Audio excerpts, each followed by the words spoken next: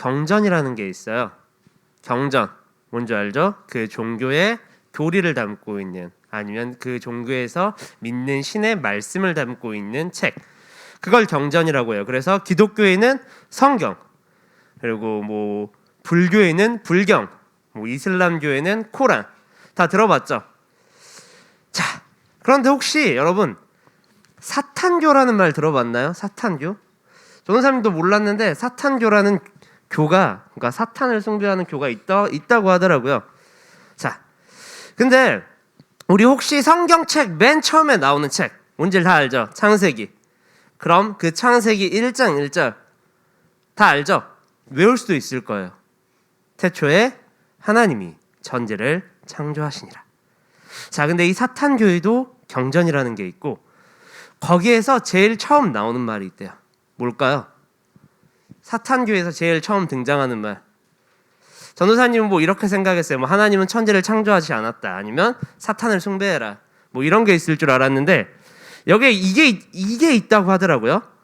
내 인생의 주인은 너다 라는 말이 있다고 하더라고요. 뭐 이게 정말 실제인지 아닌지는 모르겠어요. 제가 막 직접 찾아보고 그 경전을 찾아보고 읽어본 게 아니라, 그런데 그렇다라고 하더라고요. 자, 그런데 이 내 인생의 주인은 너다, 이 말 우리가 굉장히 많이 들어본 말 같아요. 굉장히 우리에게 익숙한 말 같아요. 뭐 드라마에서, 영화에서나 혹은 TV 광고에서 많이 들어봤잖아요. 우리의 도전의식을 불러일으키는 말로 네 인생은 너의 것이다, 너의 뜻대로 한번 펼쳐봐라, 너가 하고 싶은 대로 해봐라, 야 힘내, 네 인생의 주인공은 너야, 하고 싶은 대로 해봐. 그런데 교회에서는 항상 이렇게 말하죠. 우리 인생의 주인은 누구다? 하나님이다, 예수님이다. 혹시 이 말에 왜요? 라는 질문을 하신 사람 있나요? 해본 사람 있나요? 전도사님 어렸을 때 왜 내 인생의 주인은 하나님이지? 왜 내 인생의 주인은 예수님이지? 이런 질문을 해본 적이 있어요. 나는 내 뜻대로 살고 싶은데 교회만 가면 야, 넌 하나님 뜻대로 살아야 돼. 야, 너 이름도 바울이잖아. 그러니까 더 하나님 뜻대로 살아야 돼. 예수님 뜻대로 살아야 돼. 이렇게 말하는 걸 많이 들었어요. 근데 전도사님은 왜 내 인생의 주인은 하나님이지? 왜 나는 내 뜻대로 살아가면 안 되지? 혹시 여러분들은 그런 생각 가져본 적 없나요? 뭐 물론 없겠죠. 여러분들은 전도사님보다 다 착하니까, 그렇죠? 자, 왜 근데 유독 세상은 자기 마음대로 우리 인생의 주인은 자기 자신이다 라고 하는데 왜 유독 기독교만, 그리스도인들만 너의 인생은 주인이다, 예수님이다, 그러니 예수님의 뜻대로, 하나님의 뜻대로 살아가야 한다 라고 하는 걸까요? 혹시 억울한 마음 있지 않아요? 우린 도대체 왜 그렇게 살아야 하나? 나는 주일에 좀 늦잠도 자고 싶고, 그런데 중등부 예배는 또 9시야. 그럼 빨리 일어나야 돼. 막 이런 거. 그런 질문 해본 적 있지 않으세요? 왜 나는 도대체 내 마음대로 살 수 없는가? 특별히 이번 주간 어떤 날이죠? 성탄절이죠. 성탄절 모두 다 알 거예요. 예수님이 이 땅에 오신 날. 예수님이 오신 것과 나와는 과연 무슨 관계가 있는가? 왜 예수님은 나의 인생의 주인인가? 자, 오늘은 바로 그걸 한번 알아보려고 해요. 자, 우리가 말씀을 들어가기에 앞서 오늘 말씀의 내용과 배경을 한번 살펴볼게요. 그게 좋을 것 같아요. 자, 오늘 말씀 우리 다시 한 번만 읽어볼까요? 성경책 다 폈으니까 오늘 말씀 우리가 다시 한 번만 읽어봐요. 자, 시작. 아들을 낳으리니 이름을 예수라 하라. 이는 그가 자기 백성을 그들의 죄에서 구원할 자이심이라 하니라. 우리가 오늘 읽은 말씀, 이 마태복음의 처음은 족보로 시작해요. 마태복음 1장 1절에 보면 아브라함과 뭐 예수 그리스도의 계보라 이렇게 나와 있어요. 그래서 쭉 족보로 아브라함이 누굴 낳고 누가 누굴 낳고 누가 누굴 낳고 누가 누굴 낳고, 그래서 예수님이 나왔다 이렇게 이야기를 해요. 자, 그런데 전도사님하고 혹시 성경 공부한 친구들 혹시 기억나나요? 바벨론으로 잡혀갈 때까지 이스라엘 백성은 이스라엘이 멸망한 후 바벨론으로 잡혀갔다. 그리고 바벨론으로부터 다시 돌아왔다. 자, 이 이스라엘 백성은 여러 민족에게 시달렸어요. 그래서 그 시달리는 와중에 어떤 꿈을 꿨을까요? 저 민족 망하게 해주세요. 이런 꿈보다는 이런 걸 꿨어요. 하나님, 우리를 구원해 주세요. 우리를 구원할 왕을 주세요. 다윗과 같은 우리를 구원할 왕을 주세요. 그리고 선지서에서는 계속 희망의 메시지가 나와요. 너희를 위하여 누가 올 것이다. 이새가 올 것이다. 이새의 뿌리가 나올 것이다. 다윗의 씨가 올 것이다. 인자 같은 이가 올 것이다. 기억나요? 다니엘? 저번에 했던 거? 자, 이스라엘 백성은 자신들을 구원할 왕, 메시아를 기다리고 있었어요. 계속해서 그들의 희망으로 등장했던 인물, 메시아예요. 근데 이 족보, 처음부터 족보가 나온다고 했죠. 이 말은 어떤 의미냐면 마태복음을 쓴 사람은 이런 의미예요. 이런 의미로 족보를 썼어요. 야, 내가 지금 다윗의 족보를 한번 말해볼게. 잘 들어봐. 자, 아브라함이 이삭을 낳고 누구를 낳고 해서 다윗을 낳았네. 다윗은 누구를 낳고 해서 16절에 야곱은 마리아의 남편 요셉을 낳았으니 마리아에게서 그리스도라 칭하는 예수가 나시니라. 자, 다윗의 자손으로 예수 그리스도가 태어났다. 얘들아 잘 봐. 다윗의 자손으로 예수 그리스도가 태어났다. 마태복음 기자는 이걸 말하고 있어요. 이건 무슨 말이냐면 예수님이 다윗의 자손이며 그리고 이스라엘 백성이 기다리는 왕으로 오셨다라는 걸 족보로 간접적으로 나타내고 있어요. 예수님이 너희가 기다려온, 우리가 기다려온 우리의 왕 메시아다. 그리고 이 족보가 끝난 후 바로 이어지는 게 오늘 21절이에요. 오늘 21절은 요셉에게 천사가 나타나는 말을 하는 장면인데요. 우리는 오늘 이 말씀에서 아주 중요한 것을 볼 수 있어요. 오늘 그 말씀을 두 부분으로 살펴볼 건데요. 이 말씀을 두 부분으로 살펴보면서 우리 주님이 주시는 은혜 누리는 우리 중등부 공동체 되기를 소원합니다. 자, 우리 첫째, 우리에겐 구원이 필요하다입니다. 자, 우리 오늘 본문 말씀 같이 다시 한번 읽어볼까요? 시작. 아들을 낳으리니 이름을 예수라 하라. 이는 그가 자기 백성을 그들의 죄에서 구원할 자이심이라 하니라.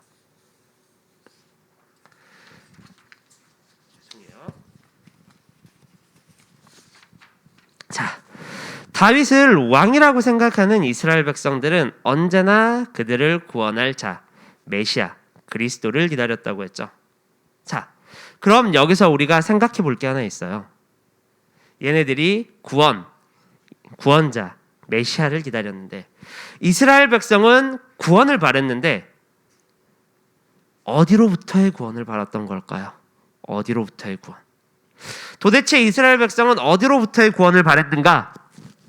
선지자 말라기 이후에 하나님은 이스라엘 백성에게 400년 동안, 약 400년 동안 아무 말씀도 전하지 않으세요. 어떤 선지자도 보내지 않으세요.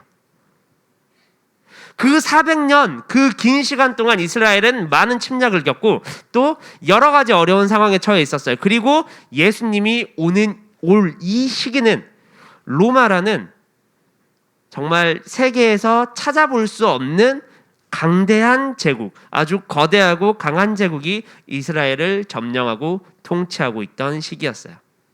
이스라엘이 국력을 완전히 상실하던 시기. 사람들이 하나님을 왕으로, 나의 주인으로 고백하는 게 아니라 로마의 황제, 성경에서는 가이사라고 나오는 우리 친구들, 세계사 배운 친구들은 알 것 같아요. 카이사르, 혹시 들어봤나요? 카이사르. 성경에서는 가이사라고 나오는 카이사르를 나의 주, 나의 왕, 나의 신으로 고백하는 시대에 예수님은 태어나셨어요. 자, 이런 시대에 여러분들이 이스라엘 백성이라면 여러분이 꿈꾸는 메시아, 왕이 어떻게 해주길 바랄까요? 여러분들이 만약에 일제 강점기 시대에 태어났다고 하면 여러분들은 어떤 걸 가장 바라겠어요? 대한민국의 독립이겠죠. 이스라엘 백성도 마찬가지였어요. 로마로부터의 구원.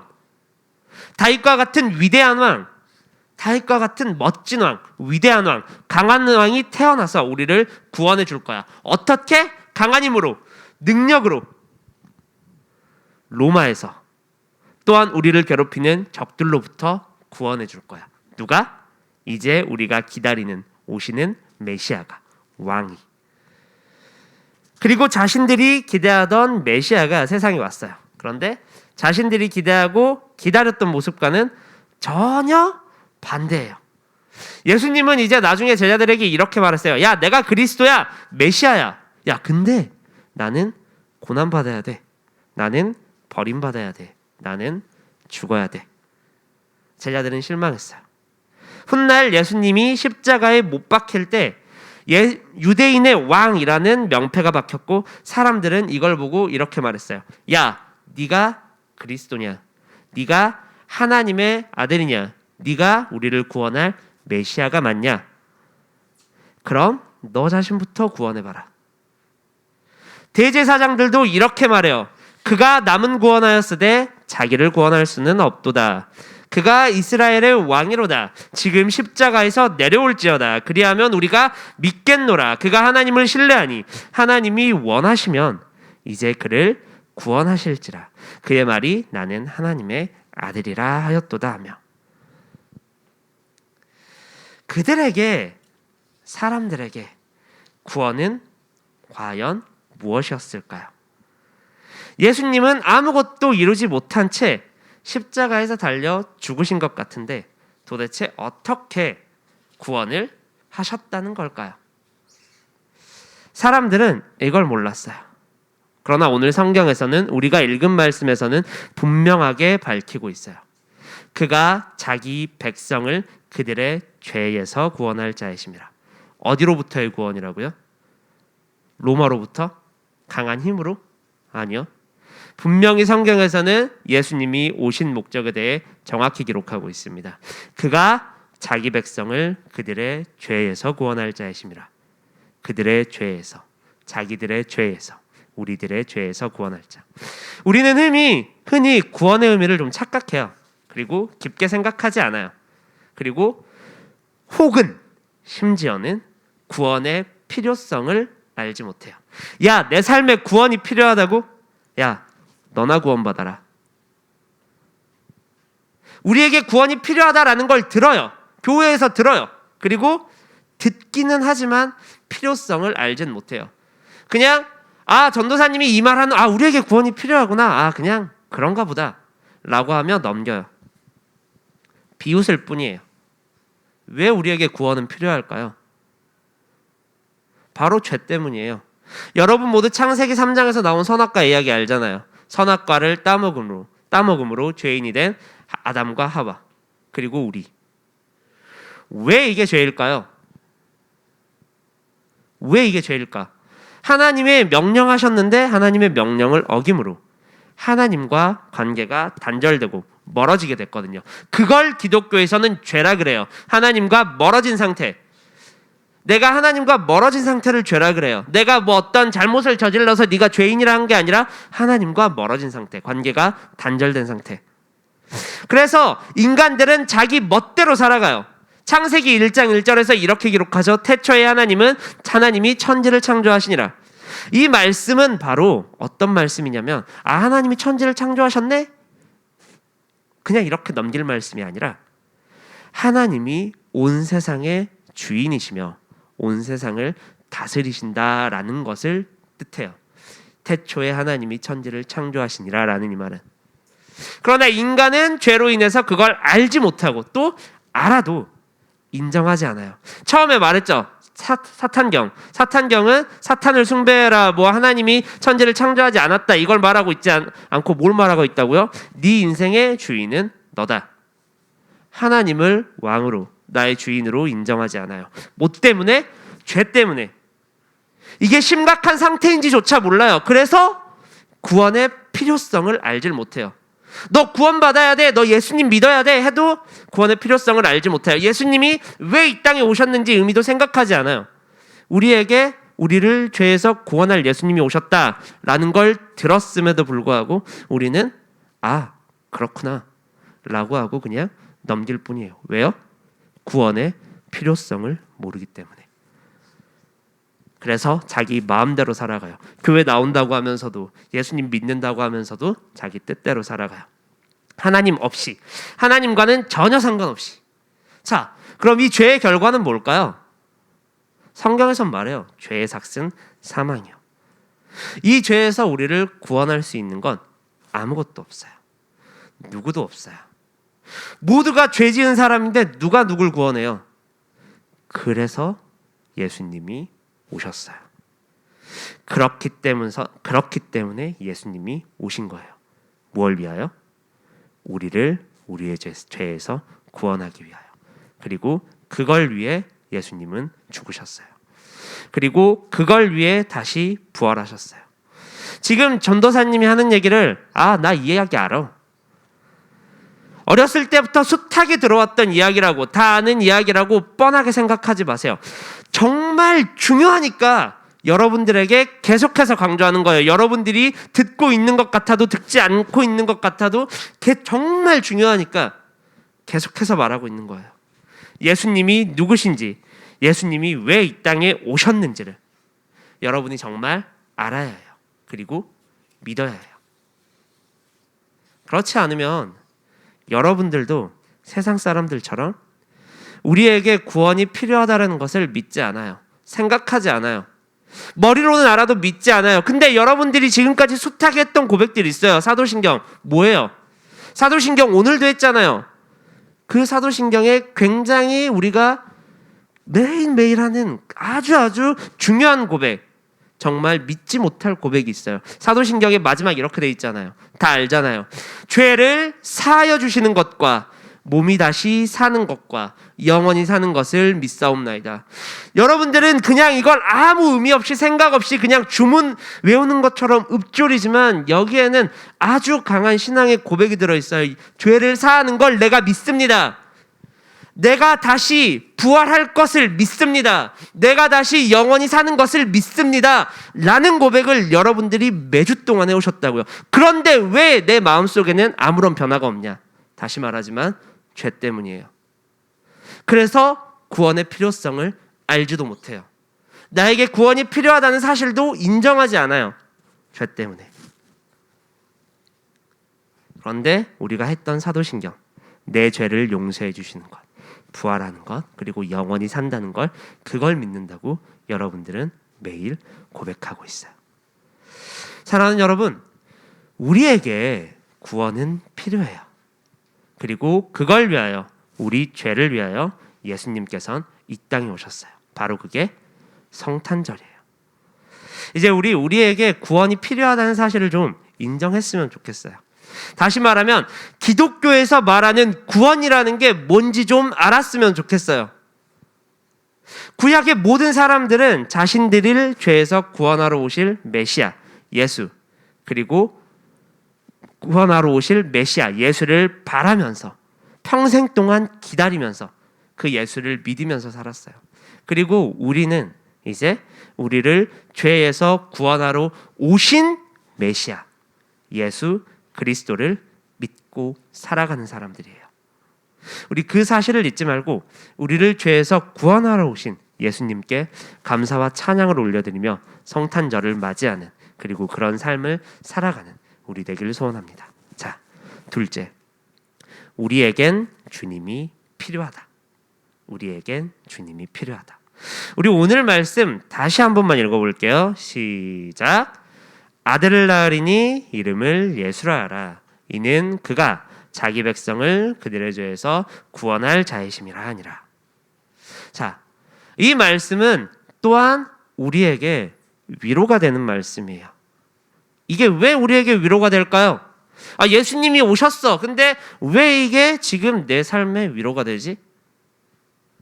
자, 위로가 뭘까요, 여러분? 위로가, 어떤 분은 그렇게 말하더라고요. 위로, 고통보다 보상이 큰 것. 고통보다 보상이 큰 것. 자, 쉽게 말하면, 자, 제가 이렇게 길을 가다가 누가 절 때렸어요. 그리고 나서 갔어요. 저한테 고통이 있겠죠? 자, 그런데 또 제가 이렇게 길을 가다가 누가 맞았어요. 때렸어요. 근데 그 사람이 저한테 미안하다면서 100만 원을 줘요. 자, 그럼 여러분 매일 맞고 싶겠죠? 누가 나 한 대 때렸는데 나한테 100만 원을 준다. 매일 맞고 싶지 않겠어요?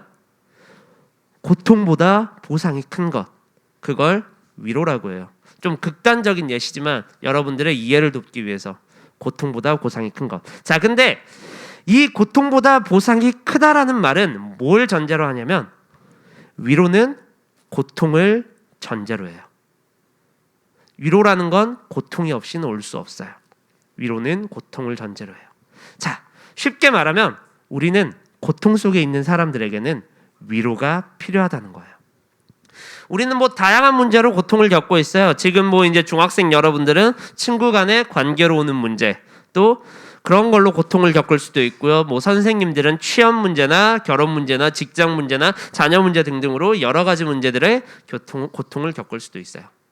근데 이런 것보다 더 큰 고통의 문제가 있어요. 바로 죄와 사망이에요. 사람들이 자신에게 구원이 필요하지 않다라고 착각하는 것처럼 죄에 대해서도 착각해요. 이 죄를 심각하게 여기지 않고 단순히 내 안에 있는 나쁜 마음이 행동으로 나오는구나 라고 생각을 해요. 죄를 지어도 아무런 위기의식이나 아무런 거리낌이 없어요. 그냥 죄책감이 좀 있어, 미안해, 이 정도로 끝나요. 하지만 여러분, 죄는 고통입니다. 세상에 존재하는 고통의 원인이 대부분 죄라고 봐도 무방해요. 탐욕 때문에 만족감을 모르면서 살아가고, 분노 때문에 남에게 자신에게 고통을 주며 살아가는 등등 우리 삶에서 나오는 고통의 문제는 거의 대부분 죄에서 비롯돼요. 자, 그리고 두 번째 고통이 있어요. 바로 사망입니다. 이 사망은 우리에게 너무나도 두려운 존재예요. 오늘 제가 이렇게 설교를 하다가 갑자기 심장이 멎어서 죽을 수도 있고, 또 여러분들이 이제 예배가 끝나고 교회 끝나고 가다가 가슴 아픈 소식을 듣게 될 수도 있어요. 심지어 이 죽음은 당사자나 가족에게, 이웃에게 사망은 너무 고통스러운데 심지어 얘는 언제 어떻게 올지 아무도 몰라요. 자, 여러분, 이 죄와 고통, 죄와 사망, 여러분의 삶에서 여러분들이 살아가면서 이것보다 더 큰 고통이 있을 것 같나요? 이것보다 더 큰 고통을 알고 있나요? 아까 위로는 전도사님이 뭐라 그랬죠? 고통보다 보상이 큰 것. 자, 이걸 덮을 만한 위로가 있을까요?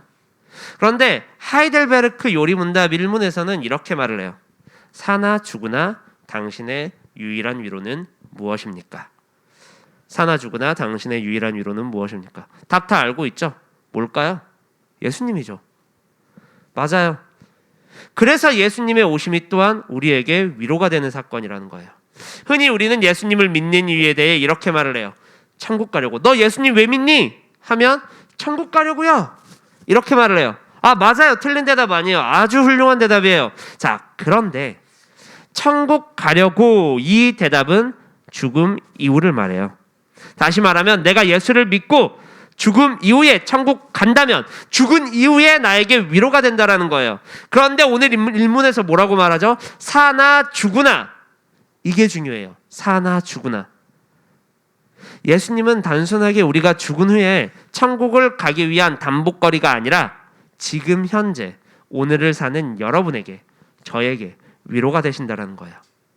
왜냐하면 예수님이 오심으로, 그리고 우리가 그 예수를 믿음으로 죄와 사망의 고통에서 해방되었다라고 성경은 말하고 있거든요. 우리 로마서 8장 2절 여기 띄어놨는데, 적어놨는데 한번 같이 읽어보겠습니다. 시작.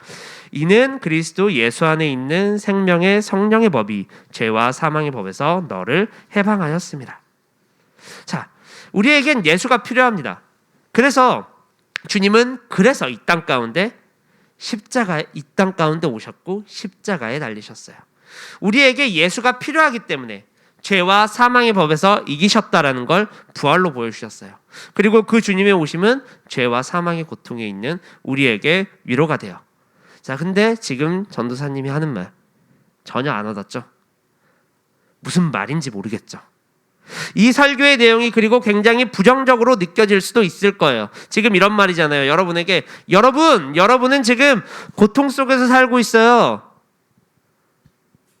굉장히 거부감으로 느껴지고 부정적으로 느껴질 거예요. 동의도 안 될 거예요. 세상은 말해요. 야, 내가 그 정도라고? 야, 말도 안 돼. 내가 고통 속에 살아가고 있다고? 아닌데? 내 삶 좀 괜찮은 것 같은데? 야, 예수 안 믿으면 큰일 나? 교회 안 다니면 큰일 나? 아니잖아. 나 봐. 나 예수 안 믿는데도 그래도 괜찮잖아. 이 정도면 행복한 편이잖아. 살만하잖아. 여러분들도 지금 그렇게 생각할 수도 있어요. 나 이 정도면 살만하잖아. 괜찮잖아. 내가 고통 가운데 살고 있다고? 말도 안 돼. 세상은 긍정적인 게 많아. 근데 지가 뭔데 내 삶을 고통 속에 있다고 단정지어? 뭐 내 삶이 죄와 사망 속에 있다고 단정지어? 지가 뭔데? 이렇게 생각할 수도 있어요. 야, 괜찮아. 세상은 행복한 게 많아. 세상은 널 위로해 줄 게 많아.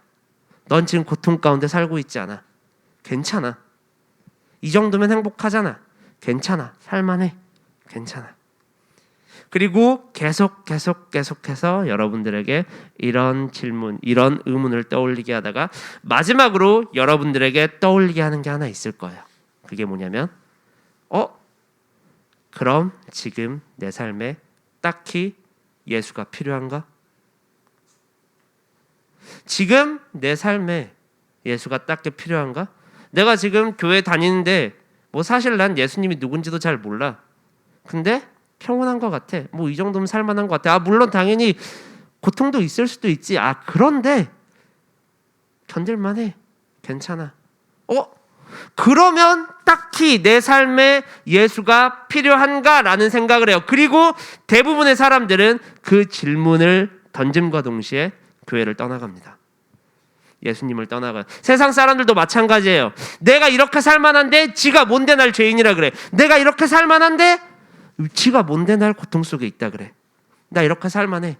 딱히 내 삶엔 예수님이 필요하지 않아. 전도사님이 지금 물어볼게요. 여러분, 예수님 지금 여러분에게 필요하신가요? 여러분에게 예수님은 지금 필요하세요? 다시 질문 바꿔볼게요. 사나 죽으나 여러분의 위로가 되는 건 뭐예요? 여러분의 삶에 위로가 필요하기는 해요? 사랑하는 여러분, 예수가 필요하다라는 고백을 하기 위해선 우리가 죄인이라는 고백이 먼저 있어야 돼요. 그걸 인정하지 않고선 아무것도 되지 않아요. 구원의 필요성조차 알지 못해. 아무리 앞에서 너희 죄인이야, 너희한테 구원이 필요해, 예수가 필요해 라고 해도 여러분들이 죄인이란 걸 깨닫지 않으면